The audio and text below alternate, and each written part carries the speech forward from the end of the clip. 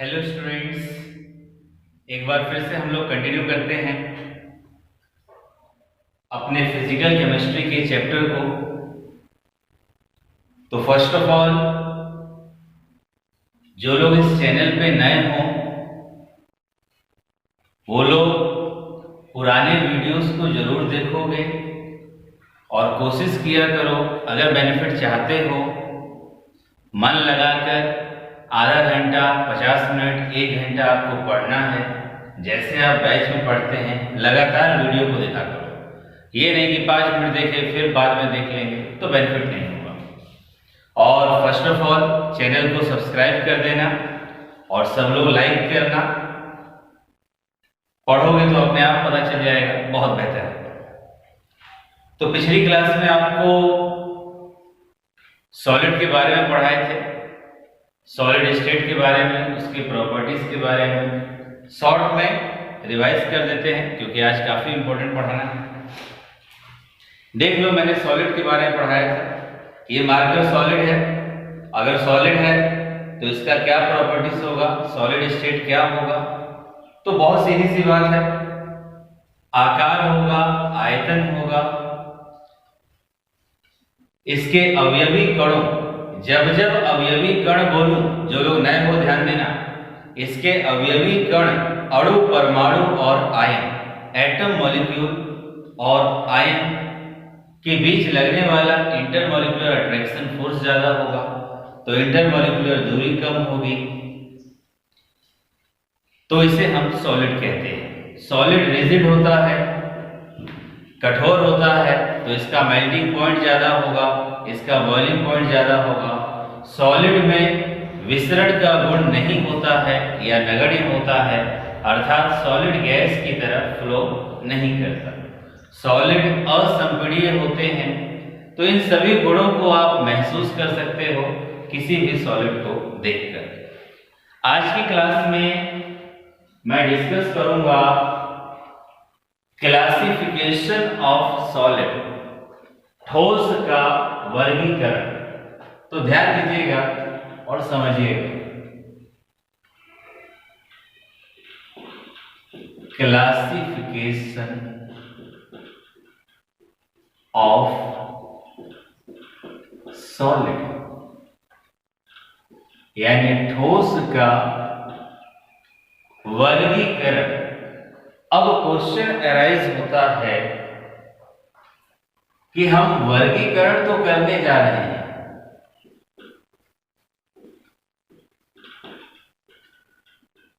किसका वर्गीकरण? सॉलिड का।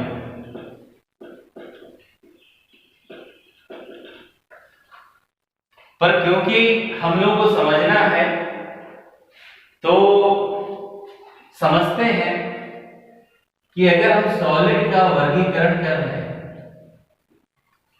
किसके आधार पर वर्गीकरण कर रहे हैं? आप मुझे बताओ, सॉलिड का जो अवयवी कण है,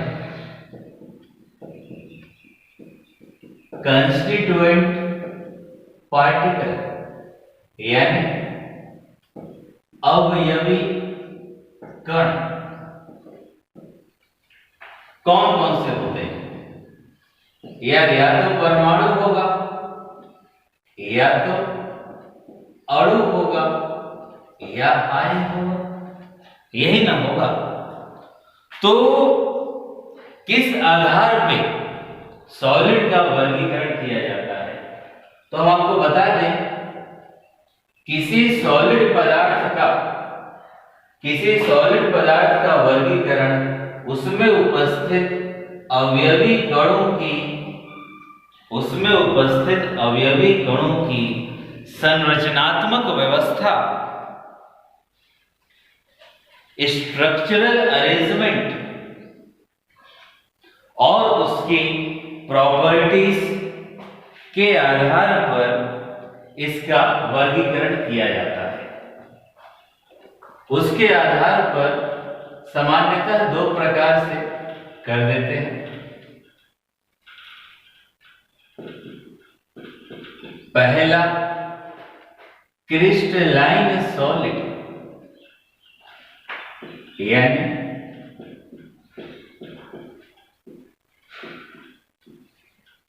क्रिस्टलीय ठोस और दूसरा एमorphous सॉलिड।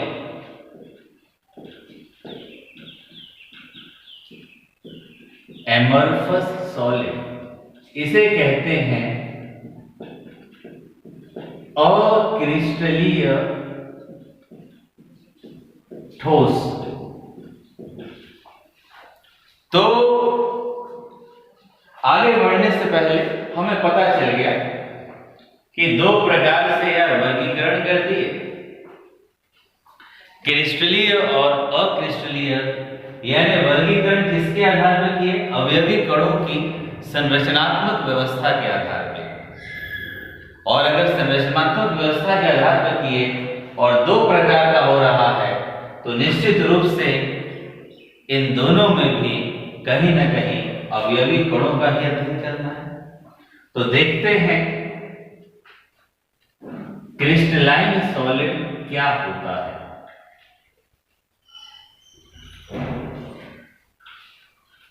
क्रिस्टलाइन सॉलिड, तो आप मुझे बताओ सॉलिड का अवयवी कण, सॉलिड का अवयवी कण यानी अगर मैं पूछता हूं तो सीधे जवाब कंस्टिट्यूएंट पार्टिकल। यानी मैं फिर से इसी कणों की बात कर रहा हूं। अवयवी कण कौन कौन से होते हैं? एटम, मॉलिक्यूल और आयन। तो क्रिस्टलीय ठोस क्या होता है? क्रिस्टलीय ठोस किसे कहते हैं? वैसे सॉलिड पदार्थ जिसके संपूर्ण क्रिस्टल में, वैसे सॉलिड पदार्थ, ध्यान देना स्टूडेंट्स, दिमाग तक बात पहुंचे, रटना मत।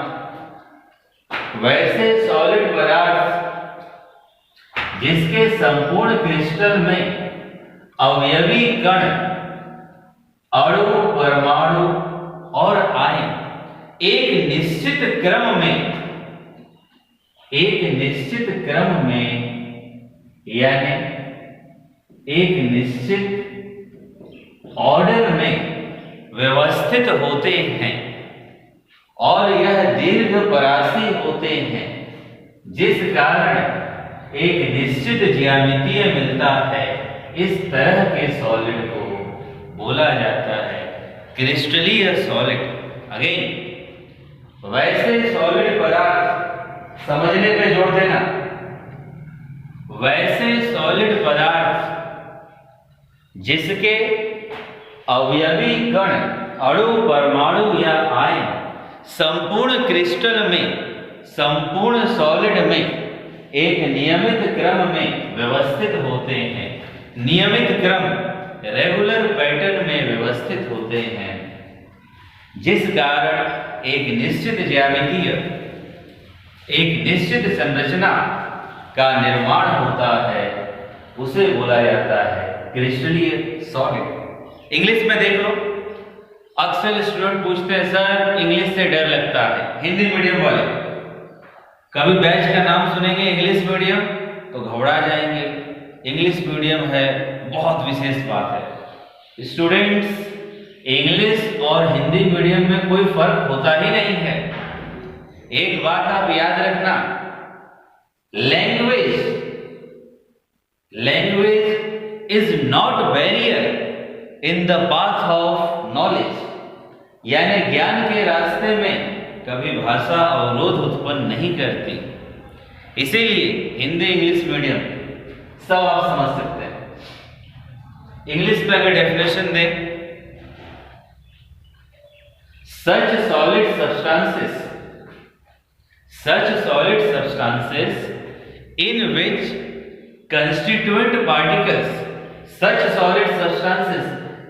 constituent particles, atom, molecule or ion are arranged in a regular pattern results in the formation of definite geometry, definite shape is called crystalline solid.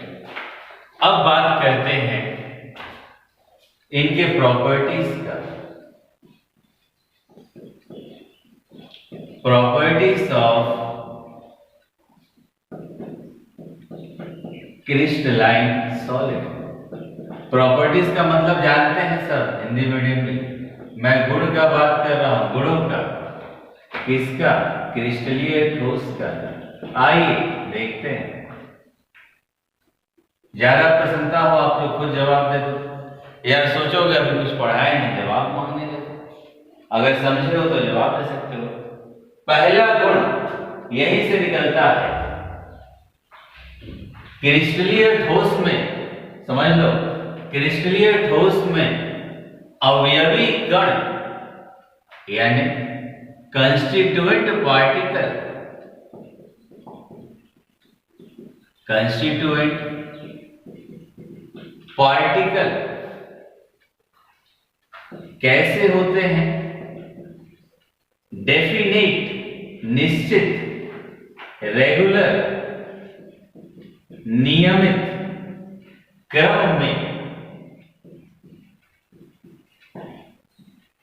नियमित क्रम में उपस्थित होते हैं और ये लॉन्ग रेंज ऑर्डर, दीर्घपरासी व्यवस्था में होते हैं। यानी पहला गुण, क्रिस्टलीय ठोस में अवयवी कण निश्चित और नियमित क्रम में दीर्घपरासी व्यवस्था में होते हैं। दूसरा ध्यान दें स्टूडेंट्स, क्रिस्टलाइन सॉलिड इनका डेफिनेट कैरेक्टरिस्टिक शेप होता है। यानी क्रिस्टलीय सॉलिड का निश्चित ज्यामितीय होता है। तीसरा, कोई भी क्रिस्टलीय सॉलिड होगा उसका जो सतह है समान होता है, सिमिलर सरफेस होता है और साथ साथ वह सतह समतल होता है।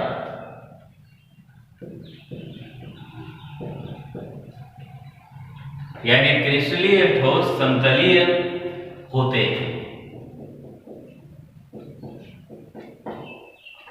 इसी प्रकार अगर हम इसका चौथा डेफिनेशन का बात करें तो आपको बता दें, पिछली क्लास में गलनांक पढ़ाए थे, मेल्टिंग पॉइंट याद है? तो उसी की बात करते हैं। क्रिस्टलीय सॉलिड का, क्रिस्टलाइन सॉलिड का जो मेल्टिंग पॉइंट है वो फिक्स होता है। मेल्टिंग पॉइंट निश्चित होता है। फिक्स का मतलब अगर बोल दे 110 डिग्री सेल्सियस पर पिघलेगा तो 110 पे पिघल जाएगा। यदि बोल दे 520 पे पिघलेगा तो 520 पे पिघलेगा। यानी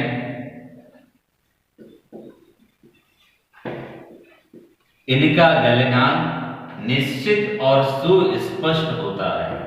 they have definite melting point, या सीधे बोले सार जो वैल्यू दे दिया वहीं पर फिक्स है।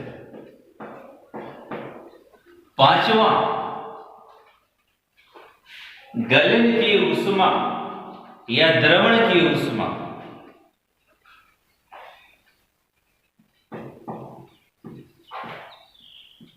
एंथैल्पी ऑफ फ्यूजन, इनका गलन या द्रवण का ऊष्मा का जो वैल्यू होता है वो फिक्स्ड वैल्यू होता है, निश्चित मान होता है। यानी इनके गलन की ऊष्मा का मान निश्चित होता है। सिक्स्थ पॉइंट और इंपॉर्टेंट पॉइंट है,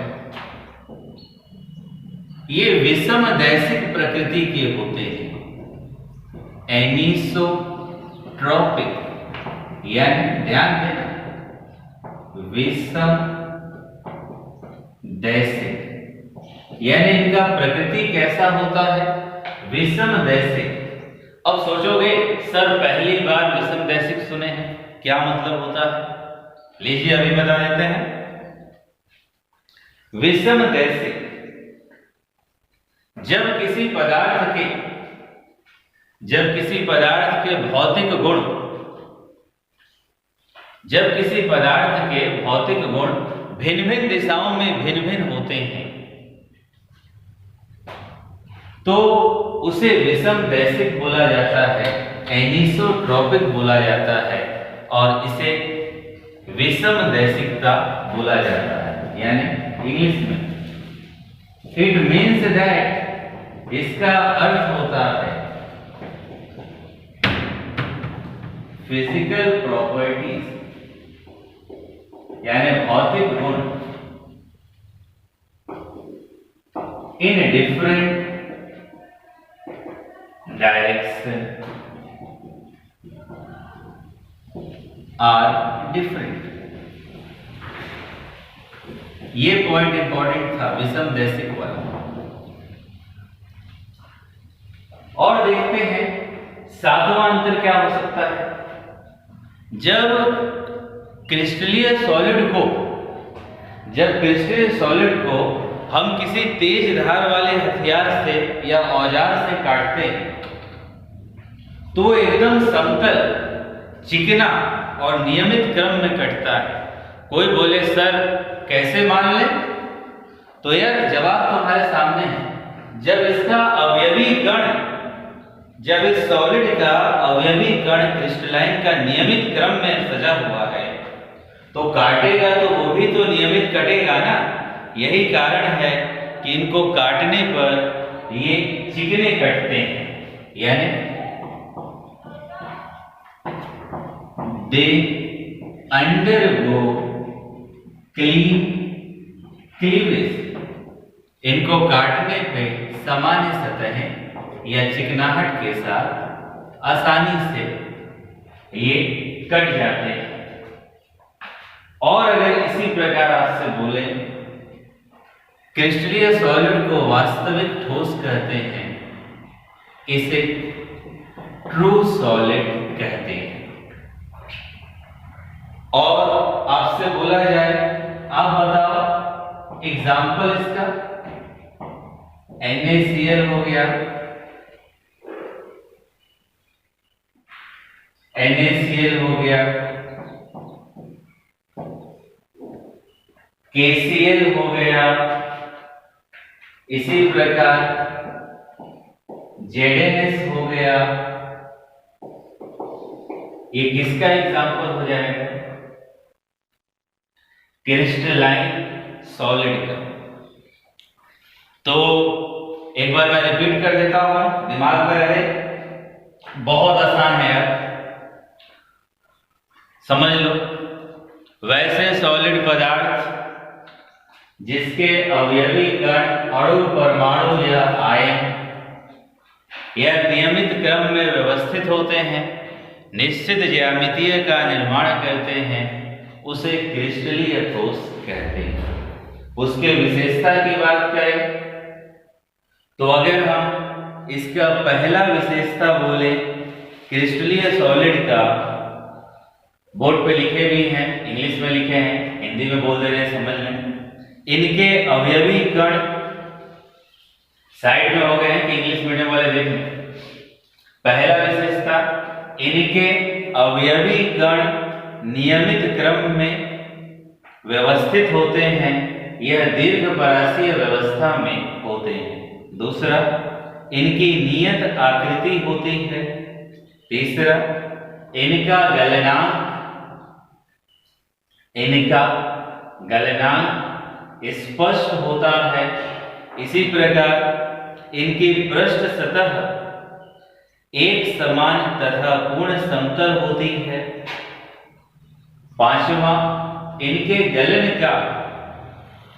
गलन का ऊष्मा या द्रवण का ऊष्मा निश्चित होता है। छठवां, यह विषम दैसिक प्रकृति के होते हैं, अर्थात इनके भौतिक गुण भिन्न भिन्न दिशाओं में भिन्न भिन्न होते हैं।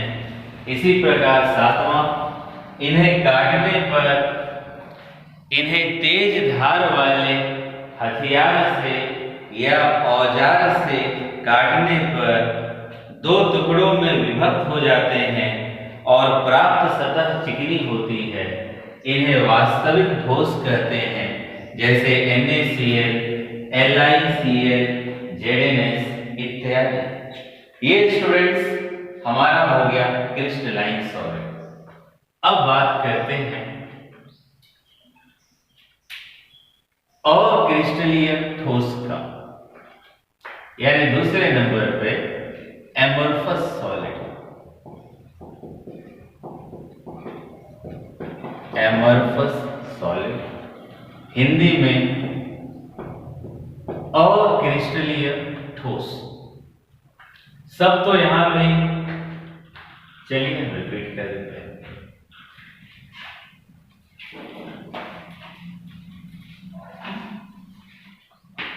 अक्रिस्टलीय ठोस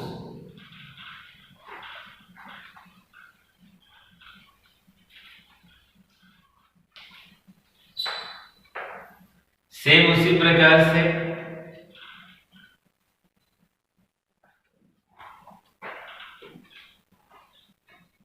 अक्रिस्टलीय सॉलिड है कोई भी सॉलिड हो कंस्टिट्यूएंट पार्टिकल से संबंध। वैसे सॉलिड पदार्थ जिसमें अवयवी कण, कौन कौन से अवयवी कण होते हैं? अणु, परमाणु या आयन। वैसे सॉलिड पदार्थ जिसमें उपस्थित अवयवी कण, अणु, परमाणु या आयन निश्चित ज्यामितीय में व्यवस्थित नहीं होते हैं। निश्चित ज्यामितीय में व्यवस्थित नहीं होते हैं, अर्थात अनियमित रूप से व्यवस्थित होते हैं, तो उसी को बोला जाता है एमोर्फस सॉलिड, यानी कंस्टिट्यूएंट पार्टिकल, अवयवी कण, एटम, मॉलिक्यूल, आयन रेगुलर नहीं होता है, इररेगुलर, या दूसरे शब्दों में नॉट रेगुलर, अनियमित क्रम में व्यवस्थित हुआ, तो उसे हमने नाम दे दिया एमोर्फस सॉलिड। अब कोई बोले सर इसका एग्जाम्पल क्या हो? सोचो जैसे प्लास्टिक हो गया, खींच दीजिए, रबड़ हो गया, कांच हो गया, इसका उदाहरण है एमोर्फस सॉलिड का। बात करते हैं प्रॉपर्टीज। अब हिंदी का मतलब में गुण होता है किसका? एमोर्फस सॉलिड, यानी अक्रिस्टलीय ठोस के गुण।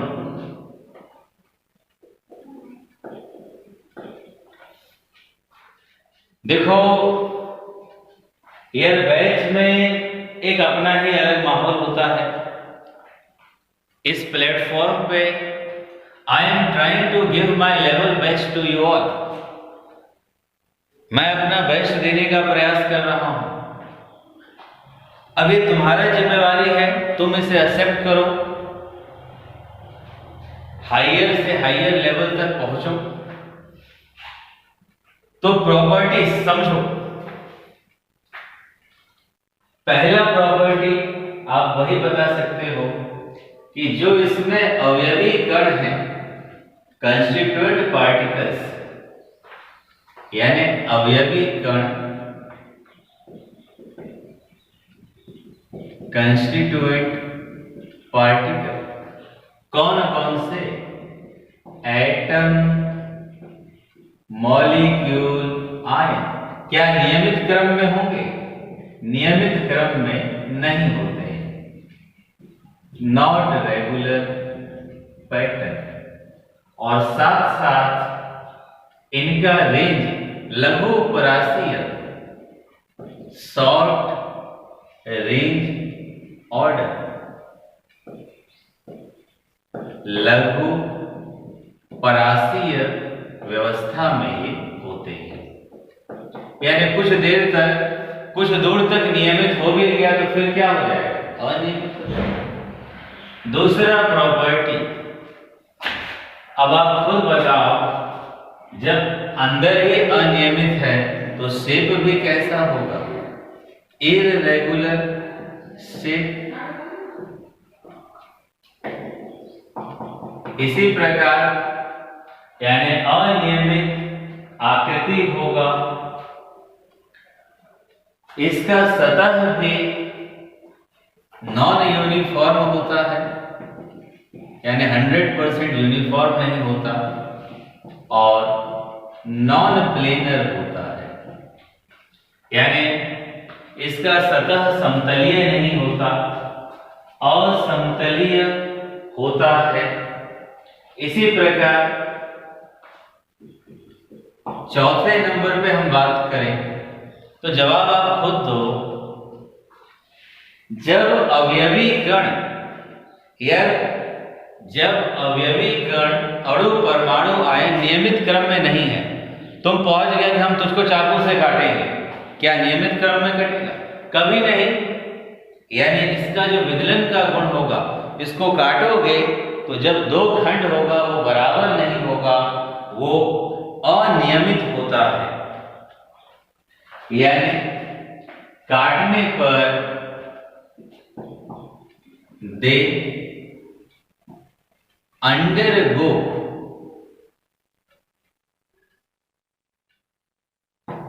नॉट क्लीवेज, यानी काटने पर वो चिकना रूप में नहीं कटता है।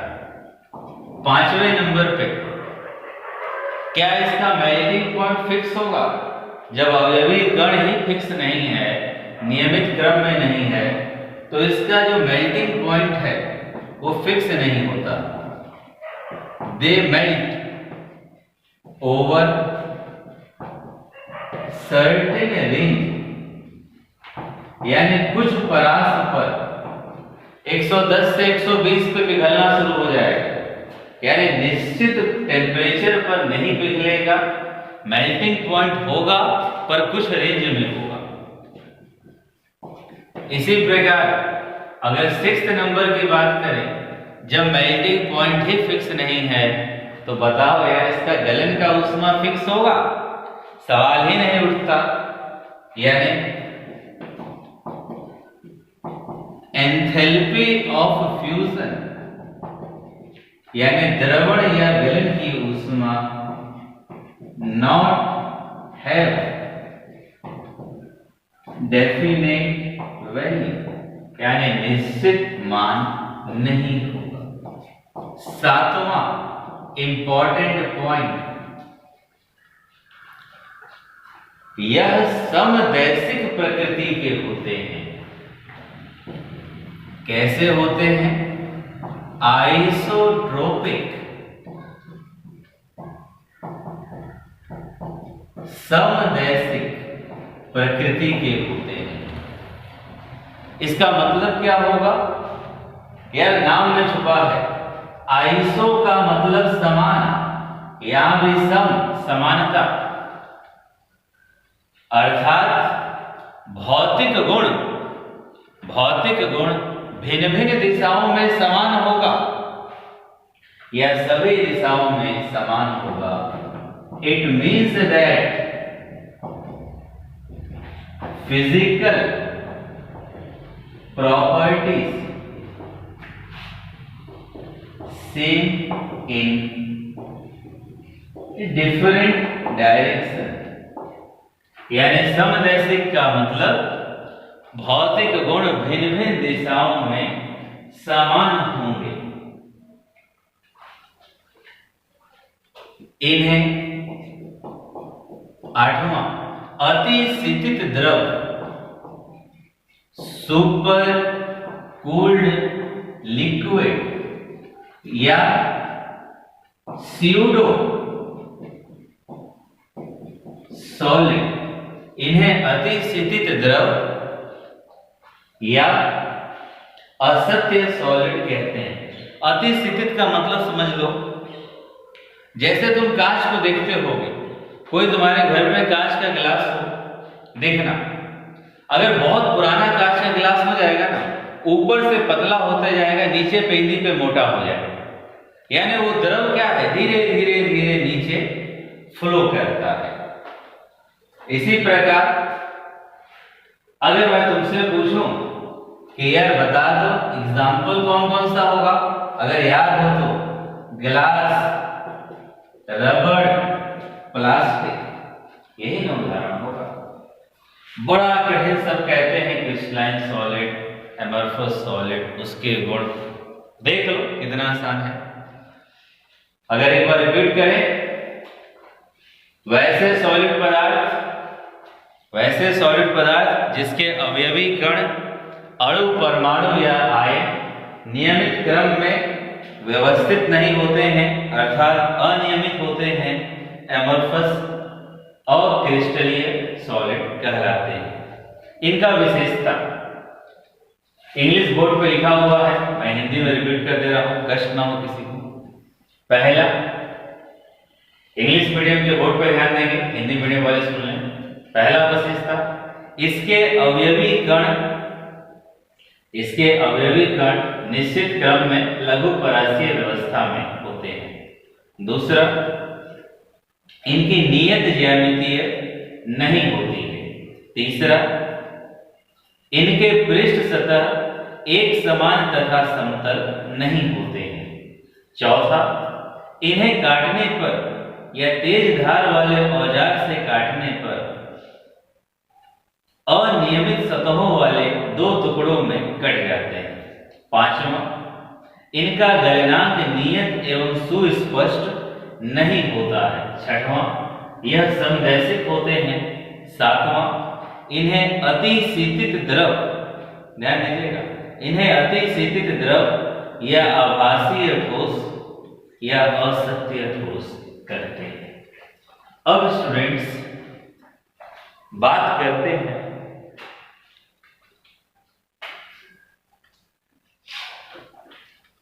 यार, तुम लोगों के बोर्ड में या कंपटीशन में एक क्वेश्चन पूछता है, अंतर पूछ देता है क्रिस्टलीय ठोस और क्रिस्टलीय ठोस में क्या अंतर होता है तो बड़ा आसान, प्रॉपर्टी समझ गए।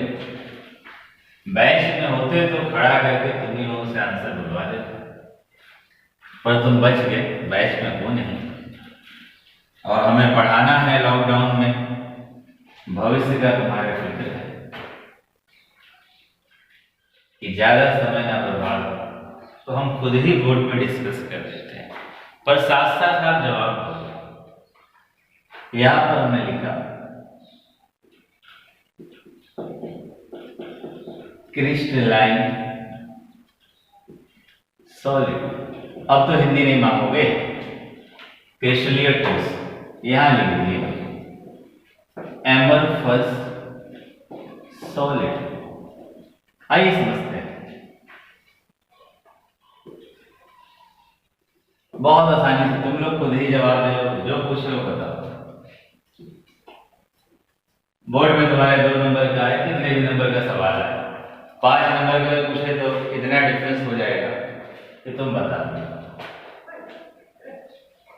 डायरेक्ट डिफरेंस बताना होगा तो क्रिस्टलाइन और एमरफस के आधार पर बता दो, पर बड़ा डिटेल में पढ़ाए हैं तो रिवाइज भी करा देते हैं, कुछ प्रॉपर्टीज के हिसाब से पूछ लेते हैं, देखते हैं कितने लोगों को याद है। ईमानदारी से जवाब देना, दिमाग में सोचते रहना जो पूछे।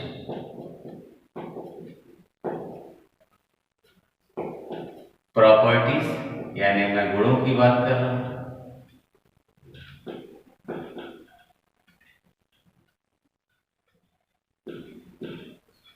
और क्रम देख लेते हैं, इससे अंतर भी पता चल जाएगा।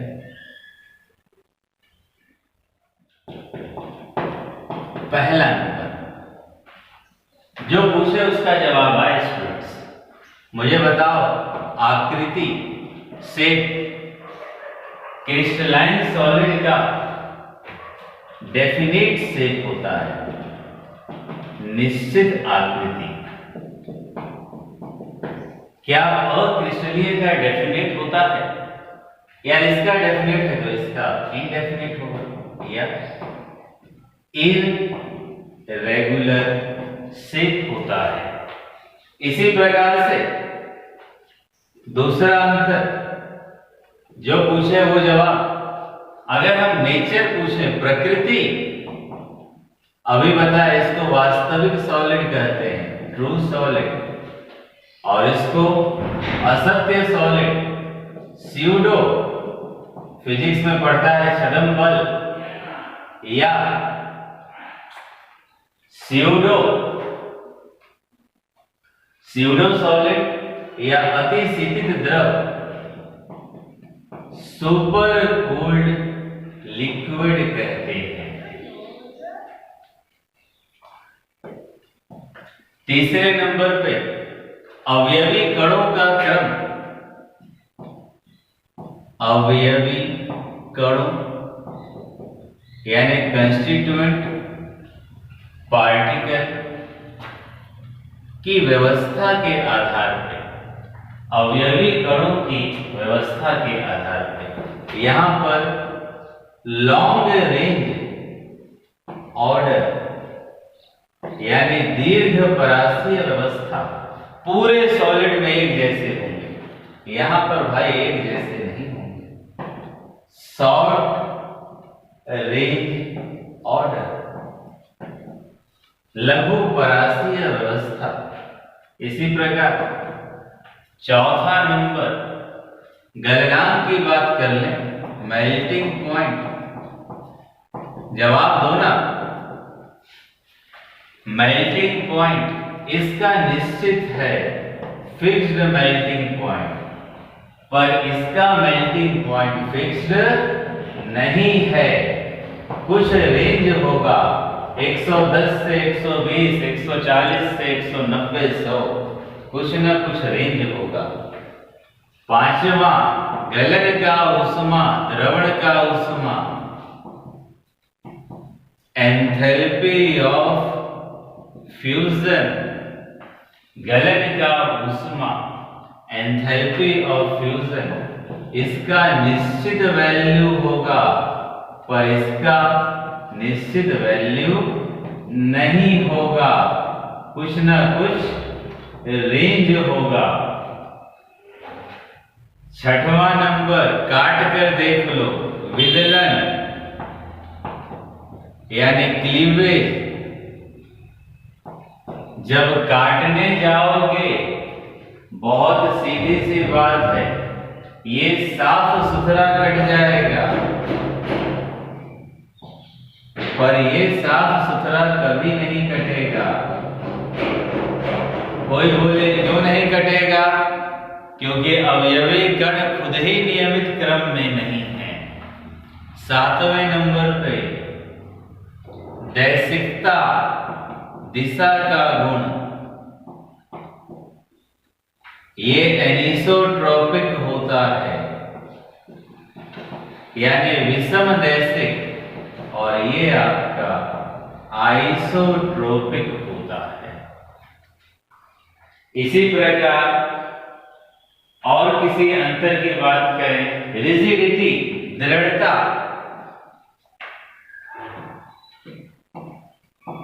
दृढ़ता, रिजिडिटी। अगर हम दृढ़ता की बात करें तो जो कंस्टिट्यूएंट सॉलिड है, या सॉरी जो क्रिस्टलाइन सॉलिड है, ये बहुत ज्यादा रिजिड होते हैं और बहुत ज्यादा कठोर होते हैं, और एमॉर्फस सॉलिड बहुत ज्यादा कठोर नहीं होते हैं, यानी इसकी तुलना में कम होगा। और इसी प्रकार एग्जाम्पल की बात करें, उदाहरण दे सकता है इसका LiCl, KCl, NaCl, ZnS और भी हो जाएंगे, ये तो याद हो गया। इसका प्लास्टिक, रबड़, और बोलो प्लास्टिक हो गया, रबड़ हो गया, चौक हो गया, गिलास हो गया इत्यादि। तो ये हमने किसका बात कर लिया? क्रिस्टलाइन सॉलिड, एमोर्फस सॉलिड का अंतर। तो आज की क्लास में स्टूडेंट्स मैंने क्या क्या डिस्कस किया, दिमाग में सोचें और जवाब देने का प्रयास करें। सबसे पहले सॉलिड्स का टाइप्स, किसके आधार पर सॉलिड का वर्गीकरण किया है? अवयवी कणों के आधार पर। दो प्रकार से, क्रिस्टलाइन, एमोर्फस। अब सारी बातों को यहीं से सीख लो, सब कुछ। क्रिस्टलाइन सॉलिड क्या है? जिसका शेप डेफिनेट होगा, जिसका नेचर ट्रू होगा, जिसके अवयवी कण नियमित क्रम में होंगे, दीर्घ परासी व्यवस्था में होंगे, crystalline solid. Melting point fix है, गलन का उष्मा, द्रवण का उष्मा फिक्स है, काटने पर साफ सुथरे दो भागों में कट जाएंगे, विषमदैशिक प्रकृति का होगा, अत्यधिक कठोर होता है। उसकी तुलना में एनिसोट्रोपिक वाला उतना कठोर नहीं होगा, ये आइसोट्रोपिक होता है, काटने पर चिकना नहीं कटता है, इसका गलन का एंथैल्पी का मान फिक्स नहीं है, गलनांक फिक्स नहीं है, इसका आकृति इर्रेगुलर है, इसे असत्य ठोस, शॉर्ट रेंज ऑर्डर का होता है। तो ये आपका कंसेप्ट हुआ, उम्मीद करते हैं सबको क्लियर हुआ होगा। भूलिएगा नहीं, चैनल को सब लोग सब्सक्राइब करें और निसंकोच अब मैं इस प्लेटफॉर्म पे पढ़ा रहा हूं, किसी कोचिंग के लिए सीमित नहीं हूं। सभी स्टूडेंट्स लाभ लीजिए, जो लोग जानते हैं या जो नहीं जानते उन्हें आप बताएं, ताकि इस प्लेटफॉर्म का सभी लोग लाभ ले सकें। तो स्टूडेंट्स आज के लिए इतना ही रखते हैं, तो नेक्स्ट क्लास में कंटिन्यू करेंगे। Best of luck, thank you.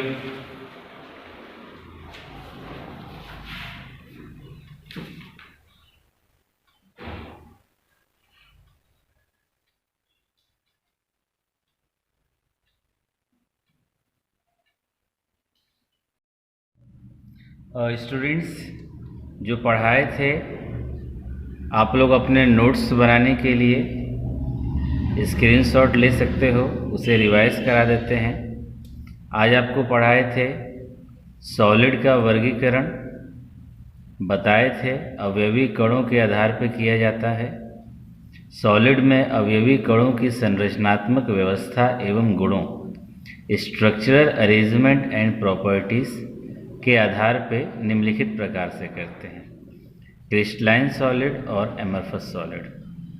फिर आपको डेफिनेशन दिए थे, वैसे सॉलिड पदार्थ जिनमें संपूर्ण क्रिस्टल में अवयवी कण, जिनमें संपूर्ण क्रिस्टल में अवयवी कण, अणु, परमाणु, आयन त्रिविम में एक निश्चित ज्यामिति में व्यवस्थित होते हैं, क्रिस्टलाइन सॉलिड कहलाते हैं। जैसे NaCl हो गया, डायमंड हो गया, सुगर। इसी प्रकार अगर इंग्लिश की बात करें, these are the solid in which constituent particles, atom, molecule और ion have a regular orderly arrangement throughout and it get repeated again and again, resulting in a definite pattern, is called crystalline solid. Example NaCl, diamond, sulfur, sugar, etc. नीचे जो NaCl का structure बनाए हैं, अभी आप लोगों को इस स्ट्रक्चर का फिलहाल में कोई ज़रूरत नहीं है, इसलिए इसको हमने क्रॉस कर दिया है। ध्यान दीजिएगा, इससे अभी कोई मतलब नहीं है। इसी प्रकार आपको प्रॉपर्टीज बताए थे, आप लोग पेज पे है ही, आप स्क्रीनशॉट लेके देख सकते हो, सब समझा दिए हैं। इनके अवयवी कण नियमित एवं सममित प्रकार से व्यवस्थित होते हैं। They have definite and regular arrangement of the constituent particle in a long range order. ये नोट्स आप बनाने के काम आएगा। मेरा उद्देश्य यही नहीं है कि सिर्फ आप इंजीनियरिंग मेडिकल निकाल लो, आपका नोट्स भी बनना चाहिए, इसलिए ये हम आपको दे रहे हैं। इनकी नियत आकृति होती है, they have definite characteristic shape. इनका गलनांक नियत एवं सुस्पष्ट होता है, they have definite and sharp melting point. इनका पृष्ठ सतह एक समान तथा पूर्ण समतल होता है, they have similar surface and completely planar. सब बोर्ड पे बता दिए हैं। इनका द्रवण ऊष्मा हीट ऑफ फ्यूजन नियत होता है। ये विषमदैशिक होते हैं। इनके भौतिक गुण भिन्न भिन्न दिशाओं में भिन्न भिन्न होते हैं। These are anisotropic, that is physical properties are different in different direction. इन्हें वास्तविक ठोस कहते हैं। These are true solids. ये तेज धार वाले औजार से काटने पर दो टुकड़ों में विभक्त हो जाते हैं और प्राप्त सतहें सपाट एवं चिकनी होती हैं। They undergo clean cleavage when cut. इससे आप लोग नोट्स बना सकते हैं। बात करते हैं एमोर्फस सॉलिड का, अक्रिस्टलीय ठोस। वैसे सॉलिड पदार्थ जिनमें संपूर्ण क्रिस्टल में अवयवी कण, अणु, परमाणु या आयन निश्चित ज्यामिति में व्यवस्थित नहीं होते हैं, अर्थात अनियमित होते हैं, तो इसे एमोर्फस सॉलिड कहते हैं। रबड़ हो गया, प्लास्टिक हो गया, ग्लास हो गया, मोम। दो solid in which constituent particle do not have the regular arrangement throughout are called amorphous solid. Example glass, rubber, wax. इसी तरह स्टूडेंट्स एमोर्फस सॉलिड का प्रॉपर्टीज देख लो, ध्यान दीजिएगा। इनकी नियत ज्यामितीय आकृति नहीं होती, यानी इर्रेगुलर शेप है। इनकी पृष्ठ सतह एक समान तथा समतल नहीं होती है। These have non uniform surface and non planar surface. इनका गलनांक नियत एवं सुस्पष्ट नहीं होता। They melt over a certain range of temperature, that is their melting point is not fixed. तेज धार वाले औजार से काटने पर यह अनियमित सतहों वाले दो टुकड़ों में कट जाते हैं। They undergo irregular cleavage when cut. यह समदैशिक होते हैं, अर्थात इनके भौतिक गुण सभी दिशाओं में समान होते हैं या भिन्न भिन्न दिशाओं में भी समान होते हैं। These are isotropic in nature, that is their physical properties are same in all directions or is same in different directions. इनके अवयवी कण नियमित क्रम में व्यवस्थित नहीं होते हैं तथा अवयवी कण लघु परासीय होते हैं। They do not have constituent particles arranged in regular order, they have short range order. इन्हें आभासीय ठोस या अतिस्थितित द्रव या असत्य ठोस कहते हैं। These are supercooled liquid और pseudo solid. इनका गलन ऊष्मा निश्चित नहीं होता। The enthalpy of fusion is not definite. इन्हीं गुणों के आधार पर इनका डिफरेंस है, जो आप देखकर भी समझ सकते हैं। इनका डिफरेंस देख लीजिए, आपके बोर्ड एग्जाम में पूछता है, बोर्ड पे बताए ही थे। पहला,